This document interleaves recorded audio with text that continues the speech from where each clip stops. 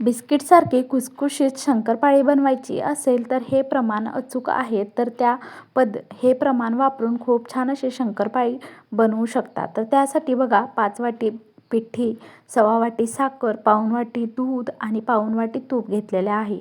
आणि हे बारीक गॅस करून त्यावर छान असं दूध, तूप आणि साखर गरम करून घेतलं. त्याच्यानंतर ते परातीत वतून फेटून घेतलं. त्यामध्ये पिठी घातली आणि छान असा डो मळून घेतला. हा डो छान मळून घ्यायचा, 10 मिनटं तरी मळून घ्यायचा. आणि हे पीठ काही भिजवायचं नाही, लगेचच शंकरपाळ्या बनवायला घ्यायच्या. चपातीच्या आकाराचं गोल लाटून घ्यायचं आणि कडा कापून शंकरपाळीच्या आकारामध्ये कापून घ्यायचं. तुम्ही पिझ्झा कटरने कट करू शकता, मी चाकूचा वापर केलेला आहे.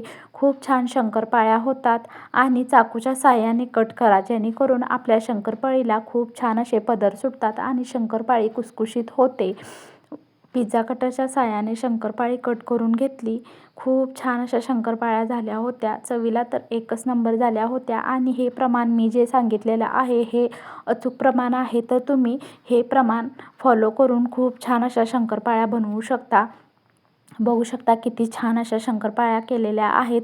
आणि तेल ठेवलं आणि मध्यम गॅस करून हलवत हलवत मध्यम गॅसवर छान अशा शंकरपाळी तळून घेतली. खूप छान होते शंकरपाळी. गॅस मोठा करायचा नाही, नाहीतर आपली शंकरपाळी करपण्याची शक्यता असते. म्हणून मीडियम गॅसवर छान अशा तळून घ्यायच्या. बघू शकता बिस्किटसारख्या छान अशा खुसखुशीत शंकरपाळी तयार झालेली आहे. चला तर भेटूया नेक्स्ट व्हिडिओमध्ये. बाय.